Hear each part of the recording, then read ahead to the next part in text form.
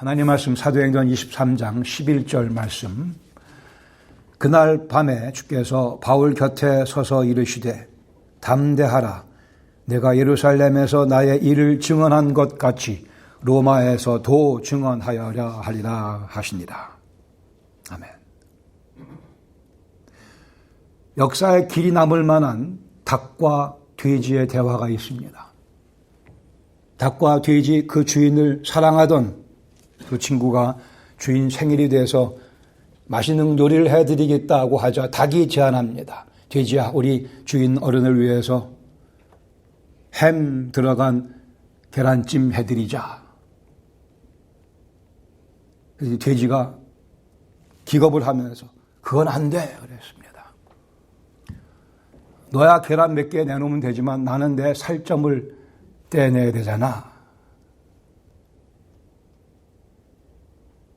너는 조금 기여하면 되지만 나는 희생을 해야 되잖아. 조금 기여하는 삶이 있거니와 희생하는 삶이 있습니다. 우리 그리스도인들은 감사하게도 지혜가 주어진 바 되어 조금 기여하는 삶 아니고 주님을 위해 희생하는 삶 살고 싶다고 하는 열망이 이 속에 들끓게 됐습니다. 하나님의 전적인 하나님의 은혜로 조금 기여하는 정도가 아니고 희생을 해서 주님 위해 살아가도 나는 기쁘다고 하는 그 가치관, 그 열망, 그 지혜, 이것이 하나님의 은혜죠. 오늘 사도행전 23장 11절의 말씀, 제가 제목을 제가 주님 일의 증인이라니요. 우리가 예수님 사건의 증인입니다. 증인이 중요한 건 다들 잘 아시지 않습니까? 뺑소니 사고가 났을 때 누군가 그 사건을 목격하고 증언해주면 얼마나 도움이 되지 않겠습니까? 그러나 뺑소니 정도가 아니고 온 우주의 가장 아름다우신 예수 그리스도, 그분의 일에 관하여, 그분에 관하여 우리가 증인이라고 성경은 못 박아 말씀합니다.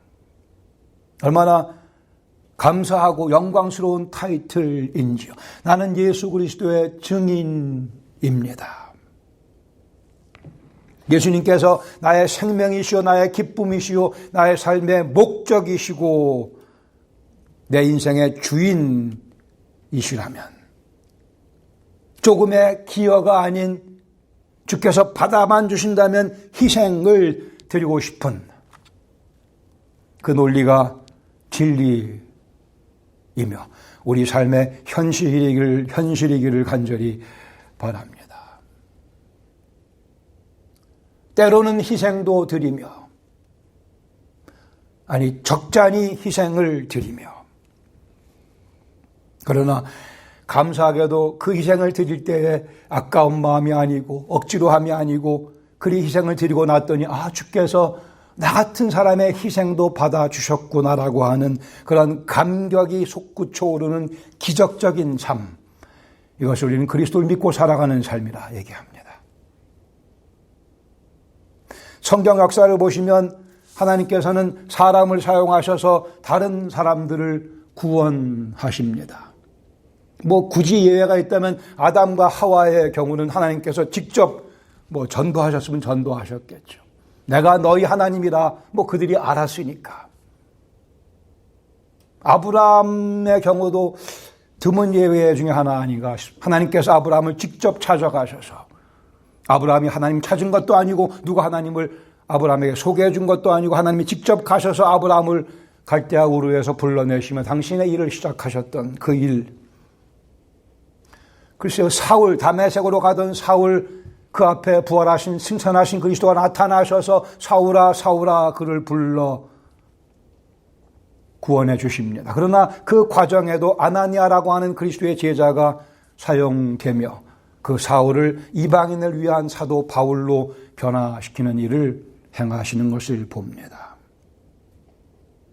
하나님께서는 오늘도 아나니아를 필요로 하십니다. 오늘도 바울을 필요로 하십니다. 하나님이 무능하셔서가 아니고 하나님이 아나니아와 바울을 그리하셨듯이 우리도 당신의 위대한 역사 위에 포함시켜 주시려고, 하나님의 계획을 전개하는 그 일에, 그 영광스러운 일에 우리도 한 몫을 담당하게 해 주시려고 우리를 사용하며 당신의 일을 전개시키시고 또 오늘 우리를 사용하시기를 원합니다.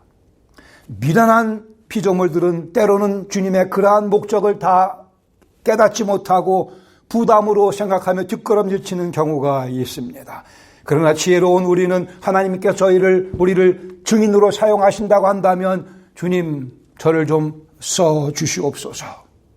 제가 영광스러운 그리스도 예수의 증인이 되기를 원합니다. 외치며 달려나와야 할 것입니다. 하나님의 역사의 흐름 속에 저를 집어넣어 주시옵소서.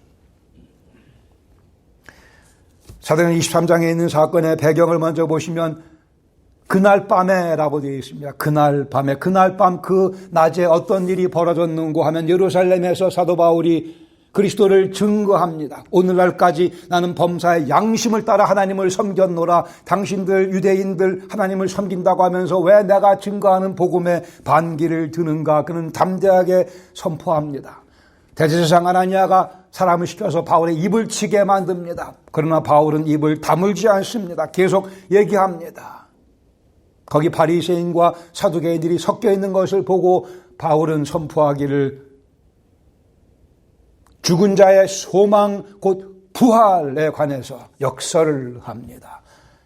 죽은 자의 소망 부활에 관한, 사두개인들은 부활을 믿지 않지 않았습니까? 바리새인들이 자기들도 모르는 사이에 바울 편을 들게 되며 거기가 아수라장이 돼버리고 맙니다. 바울 때문에 싸움이 벌어지는, 그리고 바울을 해하려는 그러한 무리들도 생겨나는 그러한 상황 가운데 그 분쟁 속에 이방인 천부장이 바울을 보호하기 위해 10절에 보시면 큰 분쟁이 생기니 천부장은 바울이 그들에게 찢겨질까 하여 군인을 명하여 데려가 무리 가운데서 빼앗아 가지고 영내로 옮기는 그런 상황이 벌어집니다. 영내에 들어와 있는 그날 밤에 두 번째 하나님의 명령이 들려옵니다. 담대하라. 주께서 바울 곁에 서서 이르시되, 여기서 아마 주님은 하나님보다는 예수님이라고 여겨집니다. 예수님께서 바울 곁에 서서 이르시되 담대하라. 바울은 이미 고린도에 있을 때에도 이와 유사한 주님의 방문을 경험, 환상 가운데 주께서 바울에게 담대하고 두려워하지 말고 침묵하지 말고 복음을 선포하라 격려해 준 적이 있었습니다. 다시 한번 바울은 그 경험을, 그 방문을 받습니다. 담대하라. 이어서 담대해야 될 이유에 대해서 말씀합니다. 내가 예루살렘에서 나의 일을 증언한 것 같이 로마에서도 증언하여야 하리라. 아니, 사실상 바울은 평생 예수님 만난 후에 그리스도를 증거하며 살아오지 않았습니까? 네가 그렇게 담대하게 그리스도의 복음을 증거했지. 예루살렘에서 내가 담대하게 전한 걸 내가 봤거니와 네가 로마에까지 가서 나의 일에 관하여 증언해야 하리라 라고 말씀하시면, 그러니까 주눅들지 말고 담대하라고 말씀합니다. 사도행전 9장 15절에 보시면 바울의 회심 사건이, 아니 그리스도 예수의 바울을 방문하시는 사건이 기록되어 있죠. 주께서 이르시되 가라, 이 사람은 아나니아에게 하시는 말씀입니다. 내 이름을 위하여, 내 이름을 이방인과 임금들과 이스라엘 자손에게 전하기 위하여 택한 나의 그릇이라고 예수님께서 바울을 설명합니다. 바울은 나의 그릇이라고 아나니아에게, 그가 내 이름을 위하여 얼마나 고난을 받아야 할 것을 내가 그에게 보이리라, 이렇게 말씀하셨습니다. 이 말씀 그대로 과연 바울은 이방인들, 위한 복음 사도가 되어 수많은 고난을 당하며 그러나 예수님의 이름을 위하여 그는 이 인생 그 무엇과도 바꿀 생각이 없는 그러한 삶을 살아왔습니다.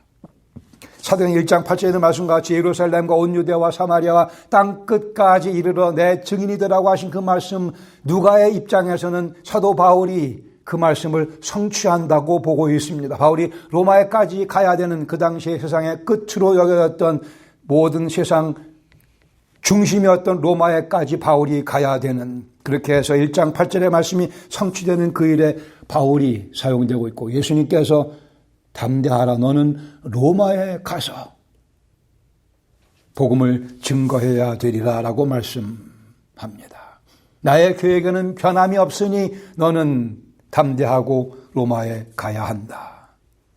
그 말씀과 같이 바울은 로마에 갔고 더 스페인까지 갔고 다시 로마로 되돌아왔고 그 두 번째 로마의 감금 상태에서 순교를 당하게 됩니다. 지금은 담대할 때요. 물론 바울은 순교하는 상황에서도 담대한 모습을 잃지 않았습니다. 그러나 지금은 일을 할 때요, 예루살렘에서 나의 일을 증언한 것 같이 로마에 가서 또 아직 할 일이 남아있으니 담대하라고 말씀합니다. 그리고 바울은 주님 이 말씀대로 담대한 삶을 계속 살아드리고 담대한 모습으로 주님 곁으로 승진 발령받아 올라가게 됩니다. 우리 두 개 정도의 교훈 함께 나누기를. 첫 번째, 택하심 받은 인생입니다. 그러기에 우리 인생 담대하게 살아갑시다.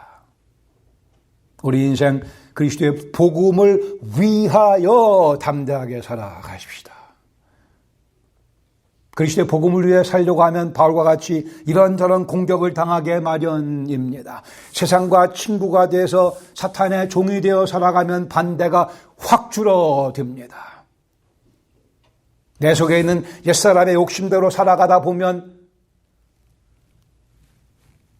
공격이 확 줄어듭니다. 사탄의 공격, 세상으로부터의 공격, 내 옛사람의 공격, 우리가 주님 위에 살다 보면 그 공격이 빗발치게끔 되어 있습니다. 이러한 사탄의 공격, 세상의 공격, 옛사람의 공격에 무서워 떠는 주된 이유는 이 땅에서의 삶에 대한 지나친 집착 때문에 그렇습니다. 지나친 집착. 이 땅에 사는 동안엔 우리가 충성스럽게 살아가야 되지만 이 땅이 내 영원한 집이 아니기에 지나친 집착은 절제해야 내 영혼이 평강을 누릴 수 있으며 그 공격을 이겨낼 수 있습니다. 주님께서 살라고 하시는 그날까지는 열심히 살아야 될 것입니다. 집착하지는 마십시다. 이 땅에 살며 집착하다 보면, 너무나 지나치게 집착하다 보면 이 땅에서 뭔가 잘못될까 봐 걱정을 너무 많이 하게 됩니다. 하나님께서 아십니다. 뭐가 진행되고 있는지 그분께서 잘 아십니다. 그분의 주권 가운데 일이 진행되고 있기도 합니다. 심플리 돈을 좀 더 많이 벌어야 되는데, 돈이 좀 더 많이 필요한데라고 하는 이러한 어리석은 생각에 우리 생각이 매몰돼 버리면 그 밑에는 땅에 대한 집착이 있다 얘기할 수 있을 것입니다. 삶의 우선순위가 망가지고 뒤죽박죽이 됨으로 해서. 예레미야서 1장 5절의 유명한 말씀, 하나님께서 예레미야에게 이렇게 말씀하십니다. 내가 너를 모태에서 짓기 전에 너를 알았고 내가 배에서 나오기 전에 내가 너를 성별하였고 내가 너를 여러 나라의 선지자로 세웠다고 말씀하십니다. 예레미야라고 하는 한 인생이 태어나기 전에 여호와께서 그를 알았고 그에 대한 계획을 가지고 그를 성별하셨고 그를 선지자로 태어나기 전에 세웠다고 말씀하십니다. 하나님의 개개 인생을 향한 구체적인 계획이 다 나와 있고 우리가 지음받기 전에 이미 하나님께서, 그러기에 예레미야를 향한 하나님의 계획이 완성되기 전까지는 예레미야는 불멸의 존재입니다. 불멸의 존재입니다. 하나님께서 우리에게, 여러분과 저에게 대해서 이렇게 말씀하십니다. 베드로전서 2장 9절에 그러나 너희는 택하신 족속이요 왕같은 제사장들이요 거룩한 나라요 그에 속한 백성이라고 말씀합니다. 우리가, 여러분이, 제가 택하신 족속 가운데 한 사람이요 왕같은 제사장이요 거룩한 나라의 구성원이요 그의 소유가 된 백성 가운데 한 사람이라 말씀하십니다. 그것이 우리의 신분이라 말씀하며 이는 너희를 어두운 데서 불러내어 기이한 빛에 들어가게 하신 이의 아름다운 덕을 선포하게 하려 하심이라 라고 말씀을 합니다. 우리를 어둠에서 불러내어 기이한 wonderful light, 기이한 빛에 들어가게 하신 그 하나님의 아름다운 덕을 선포하기 위해 우리를 거룩한 제사장으로 삼으셨습니다. 택하신 족속, 거룩한 나라요, 그에 속한 백성으로 삼으신 이유는 다시요, 우리를 기이한 빛에 들어가게 하신 이에, 우리를 기이한 빛에 들어가게 하신 그분의 덕을 선포하게, 아름다운 덕을 선포하게 하려 하심이라 말씀하십니다. 여기에 우리 인생의 목적이 분명해집니다. 이것이 우리의 인생의 목적이기에 우리를 향하신 주님의 이 뜻이 완성되기 전까지는 저는 불멸의 존재입니다. 저를 기름구덩이에, 기름 항아리에 집어넣어 보세요. 불덩이에 집어넣어. 제가 죽나? 안 죽죠. 안 죽습니다. 저는 죽을 수가 없습니다. 저를 향한 주님의 뜻이 완성되기 전까지는 죽을래야 죽을 수가, 이 담대함이 우리에게 필요합니다. 우리가 짓기 전에 계획하신 그 계획이 이 땅에서 우리 삶 속에 완성되기 전까지는 우리는 불멸의 존재. 그러게 인생을 담대하게 살 수 있는 이유가 있습니다. 우리가 예수 그리스도를 위한 결정적인 증인들입니다. 결정적인 증인이라고요. 나 하나 없어도 그러지 마세요. 여러분이 필요합니다. 그래 하나님께서 여러분에게 손을 뻗쳐 여러분을 구원하신 거 아니겠습니까? 여러분 필요 없으면 여러분 왜 구원하셨겠어요? 우리를 구원하시고 증인으로 삼으시고 우리가 그 증인의 삶을 멋지게 감당할 때까지 우리를 활용하실 것입니다.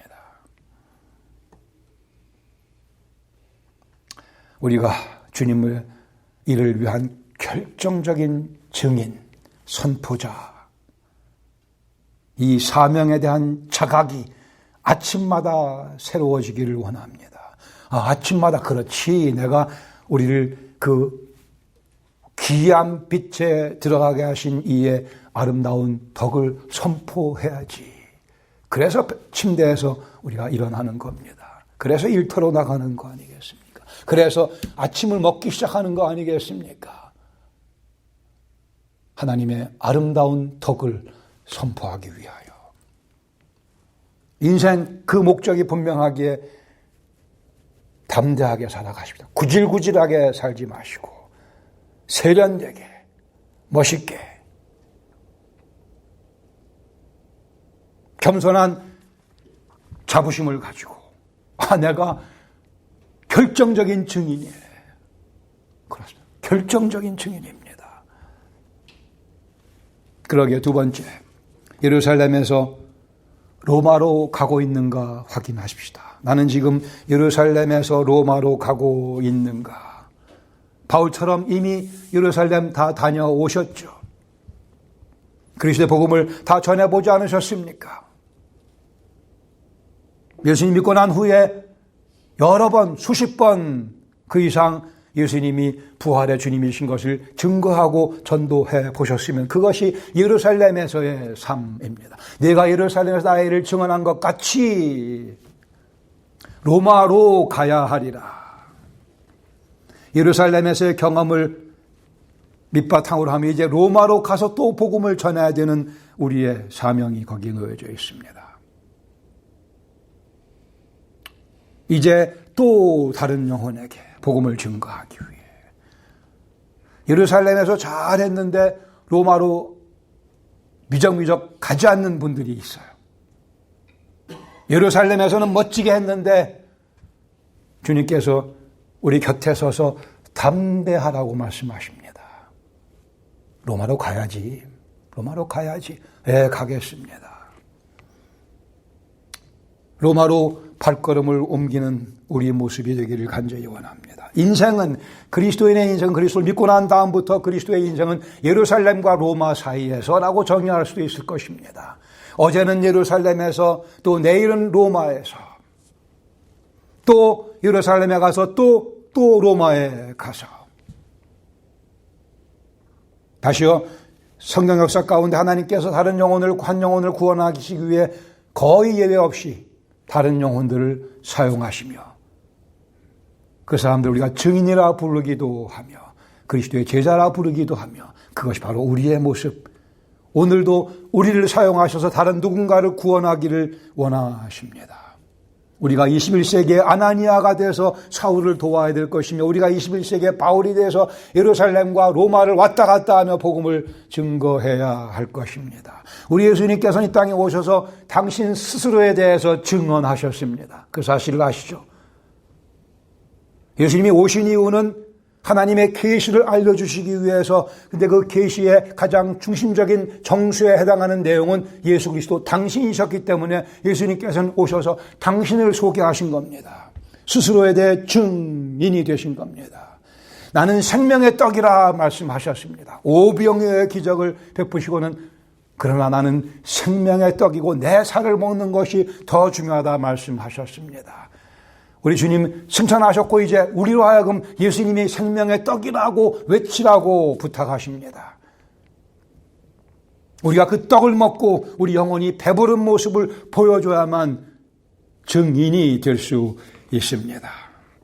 예수님 나는 세상의 빛이라 말씀하셨고 칭찬하셨습니다. 우리가 이제 예수님이 세상의 빛이오라고 선전해야 되는데 그 가운데 우리가 그 빛이신 예수님의 진리를 따라 순종하는 격조 높은 삶을 살아감으로 예수님을 증언해야 할 것입니다. 예수님께서 나는 선한 목자라 말씀하지 않으셨습니까? 그러나 칭찬하셨고 우리에게 증인의 사명을 맡기셨기에 예수님이 선한 목자입니다.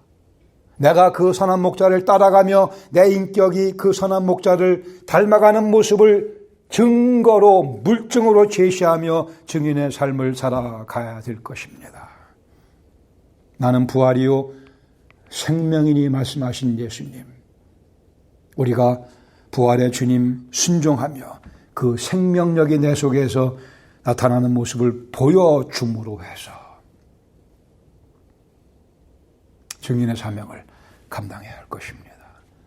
우리가 예수님 대신 예수님을 증언하고 있다는 말씀입니다. 고린도후서 2장 14절 말씀에 항상 우리를 그리스도 안에서 이기게 하시고 우리로 말미암아 각 처에서 그리스도를 아는 냄새를 나타내시는 하나님께 감사하노라. 우리가 어디를 가든 그리스도를 아는 냄새가 풍겨나도록 하나님께서 우리를 증인으로 사용하신다 말씀합니다. 우리는 이 증인의 사명을 제대로 감당하고 있는지요? 법정에서 증인할 때 이 선서하잖아요. 나는 tell the truth, nothing, the whole truth, nothing but the truth. 나는 진실을 얘기할 것이고 진실 전체를 얘기할 것이고 진리가 진실이 아닌 것은 얘기하지 아니하겠노라. 그 선서하고 증언합니다. 우리도 진리를 선포해야 됩니다. 진리의 전체, 왜곡된 가짜 복음이 아니고 오늘날 정말 가짜 복음이 판을 치고 있기에 우리는 명쾌한 복음을 더 깊이 연구하며 배우며 그 복음을 선포하며 아니 우리의 언어 생활이 그 진리를 선포해야 할 것입니다. 우리의 인격이 우리의 매일의 삶이 일터에서 사장님으로서의 내 행태가 복음을 보여줘야 합니다.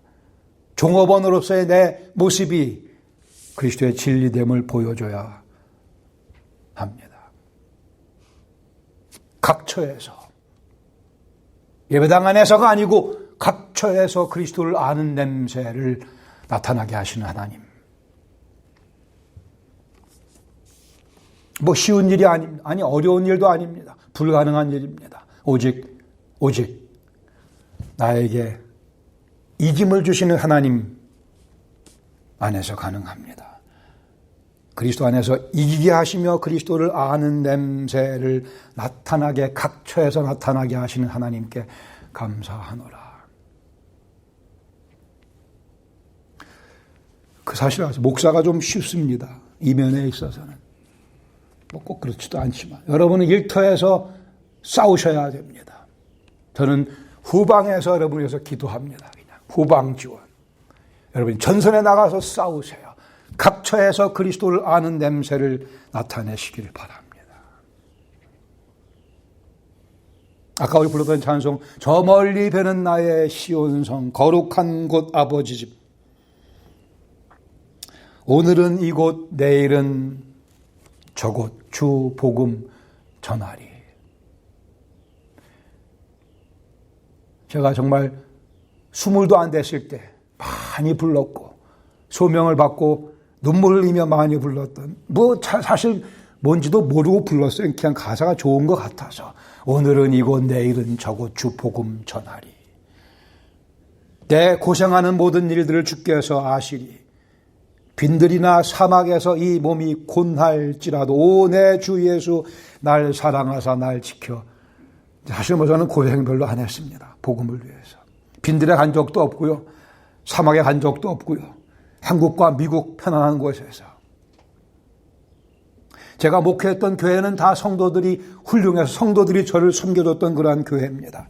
그러니까 이제 남은 인생 사막을 좀 가고 빈들을 가서 복음을 전해야 되지 않겠나 싶습니다.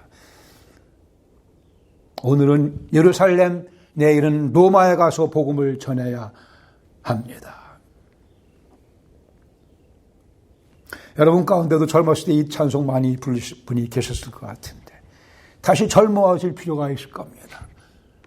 거룩한 야심을 가지고 그래 그때야 어디든 갈 수 있을 거라 생각하지 않았습니까? 오늘은 이곳, 내일은 저곳, 빈들이나 사막 don't care. 갈 수 있었다고 생각했고 지금도 갈 수 있습니다. 주께서 힘을 주시기에, 이기게 하시기에.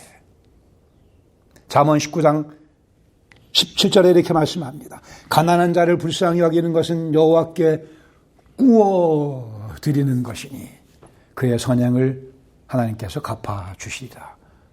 우리가 하나님께 빚지게 만든다 이렇게 설명하고 있습니다. 가난한 자를 불쌍히 여기는 것은 여호와께 꾸어 드리는 것이니 빚을 진 여호와께서 갚아 주시리라. 우리가 어찌 여호와께 꾸어 드릴 수 있겠습니까마는 그만큼 하나님께서 가난한 자를 불쌍히 여기는 일을 즐겨하신다, 좋아하신다 그런 의미이겠죠. 그만큼 우리가 그리스도의 증인으로의 삶을 살아가며 복음을 나누면 하나님께서 기뻐하실 것이라 여호와께 꾸어드리는, 물질로 여호와를 꾸어드리, 여기 표현은 영혼들을 여호와께 꾸어드리는 그러한 영광스러운 부르심이 여기 놓여져 있음을 보게 됩니다. 우리가 무엇을 받기 위해서가 아니고 그렇게 하면 하나님께서 기뻐하신다니까. 그렇게 하면 주님께서 기뻐하신다니까. 우리는 이 복음을 전하고 싶은 겁니다. 내 이력서에 내가 누구를 구원했네. 이게 목적이 아니지 않습니까? 주께서 불쌍히 여기시는 그 영혼을 그리스도께로 인도하는데 내가 도구로 쓰임받을 수 있다면 주님께서 얼마나 기뻐하실까? 주께서 기뻐하시면 내 기쁨인 거죠. 이 정곡을 찌르지 못하면 예수 믿는 삶, 비참한 삶 되고 맙니다.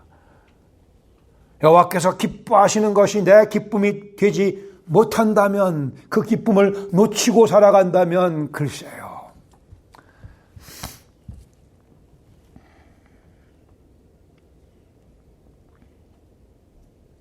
주신 인생 어디에 초점 맞추며 살아갈 것인가? 주신이 몸 건강하든 좀 덜 건강하든 약하든 시간과 모든 관계, 물질 어떻게 누구를 위해 투자할 것인가? 모든 생계수단을 가장 멋진 그리스도 예수를 위해 투자하는 삶. 거기가 복음을 즐기는 삶의 정곡입니다. 오늘은 예루살렘에서 내일은 로마를 향하여 정돈된 삶, 계획된 삶, 진리 위에 구축된 삶, 진리의 근거를 두고 잘 계획된 삶. 내 옆에서 담대하라 말씀하시는 주님의 음성을 늘 들으며 그렇게 멋지게 계획된 삶, 꾸준히 살아드리는 습관이 우리에게 결정적으로 필요할 것입니다. 요한 웨슬레 참 주님을 사랑했고 충성했고 많은 영혼들을 그리스도께 인도한 하나님의 도구입니다. 아마 개인적으로는 요한 웨슬레가 가장 많은 사람들에게 복음을 전했을 것이라 그 당시에 요새 아마 매스미디어가 있으니까 상황이 달라지긴 했지만 비교가 불공평하겠지만 요한 웨슬레 준비된 삶, 계획된 삶, 그리스도를 위해 다 드리는 삶을 그는 살아왔습니다. 친구가 요한 웨슬레에게 이렇게 묻습니다. 존, 만일 내일 자정에 하나님이 당신을 불러간다면 남은 시간은 어떻게 살 거야? 내일 자정, 하루 반 정도밖에 안 남은 요한을 대답하기를요. 오늘은 글루체스터에 내가 가기로 되어 있으니 거기 갈 거야. 가서 말씀 전하고. 내일은 아침 일찍 일어나서 틱스베리에 또 가서 오후에 복음을 전하고 저녁에는 마틴이라는 형제 집에 신방하기로 되어 있으니 그 집에 가 신방하고 같이 기도하고 교제 나누고 그리고 자정되기 전에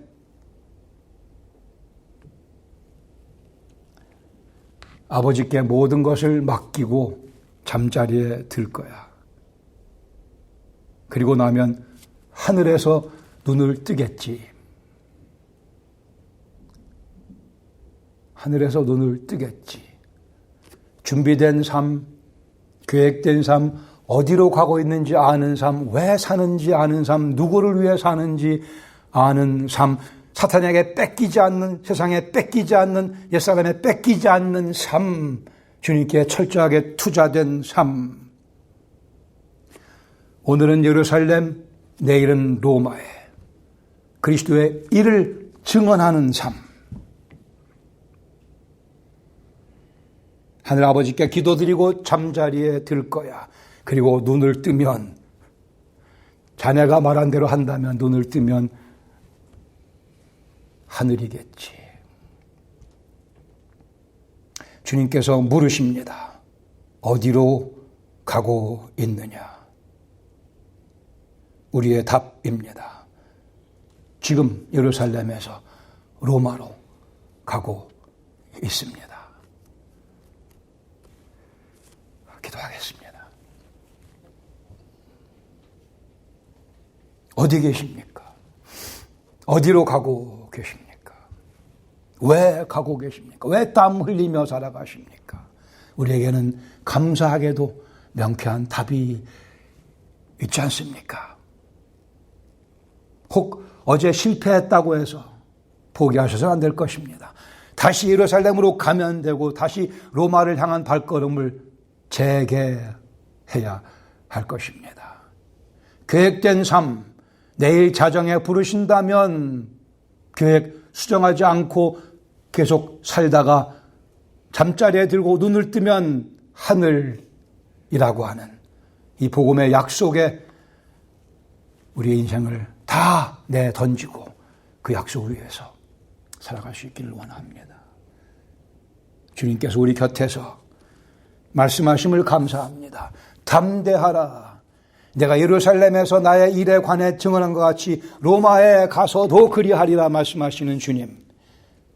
지금까지 예루살렘에서의 저희의 사역과 섬김 주께서 받아주심을 감사드리거니와 혹 게을렀고 부족했던 것들도 주님 감싸주시고 새 힘 주시는 것을 감사드리며 이제 로마를 향해 힘차게 발걸음 옮기며 예수 그리스도의 복음의 결정적인 증인으로서의 삶, 겸손하게 그러나 담대하게 감당할 수 있도록 은총 베풀어 주시옵소서.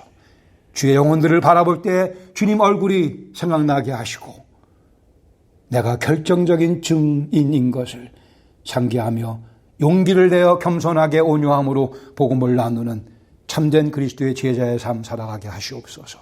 주께서 기뻐해 주실 것으로 믿습니다. 예수님의 이름으로 감사드리며 기도합니다. 아멘.